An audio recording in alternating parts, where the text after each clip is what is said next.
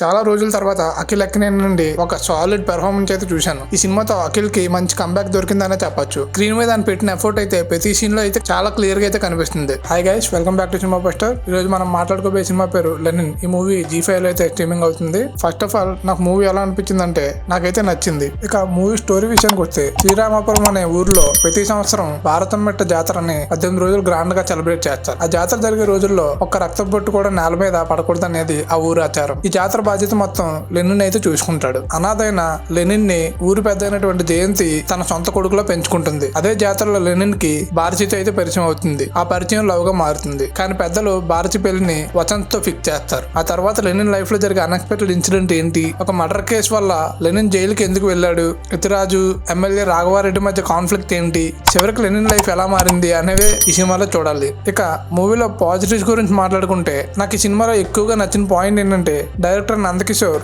Writing and screen play. Mahabharatam reference ని base చేసుకుని Lenin స్టోరీని రాసుకున్న విధానం చాలా ఇంట్రెస్టింగ్ గా అనిపించింది. స్టోరీ నార్మల్ కమర్షియల్ ఫార్మాట్ లో కాకుండా స్క్రీన్ ప్లే లో వచ్చే ఆ ట్విస్టుల్ని డైరెక్టర్ చాలా నీట్ గా అయితే హ్యాండిల్ చేశాడు. కొన్ని సీన్స్ అయితే కంప్లీట్ గా సర్ప్రైజ్ చేస్తాయి. ఇక అఖిల్ గురించి స్పెషల్ గా చెప్పాలి. ఈ సినిమాలో తన కెరీర్ బెస్ట్ పెర్ఫార్మెన్స్ అయితే ఇచ్చాడు. ఎమోషనల్ సీన్స్ లో గానీ, యాక్షన్ సీక్వెన్స్ లో గానీ, బాడీ లాంగ్వేజ్ లో గానీ కంప్లీట్ కాన్ఫిడెన్స్ అయితే కనిపిస్తుంది. కొన్ని సీన్స్ చూస్తుంటే అఖిల్ ఈ సినిమా కోసం చాలా కష్టపడ్డాడని అయితే స్క్రీన్ మీద ఆయన డెడికేషన్ అయితే చాలా క్లియర్ గా అయితే కనిపిస్తుంది. ఈ సినిమాతో యాక్టర్ గా తనైతే నెక్స్ట్ లెవెల్ కి వెళ్ళాడని అయితే చెప్పొచ్చు. ఇక భాగ్యశ్రీ బోర్సి గురించి చెప్పాలి. ఎందుకంటే క్యారెక్టర్ డిమాండ్ చేసిన ఎమోషన్స్ ని బాగా అయితే క్యారీ చేసింది. చాలా మంది శ్రీలీలని ఎందుకు రీప్లేస్ చేశారని చెప్పేసి అయితే చాలా మంది డౌట్ పడ్డారు. కానీ సినిమా చూసాక మాత్రం ఆ డిస్కషన్స్ అయితే పక్కన పెట్టొచ్చు. ఎందుకంటే క్యారెక్టర్ కోసం చాలా ఎమోషన్స్ అయితే చాలా బాగా క్యారీ చేసింది. సపోర్టింగ్ క్యాస్టింగ్ గురించి కూడా చెప్పాలి.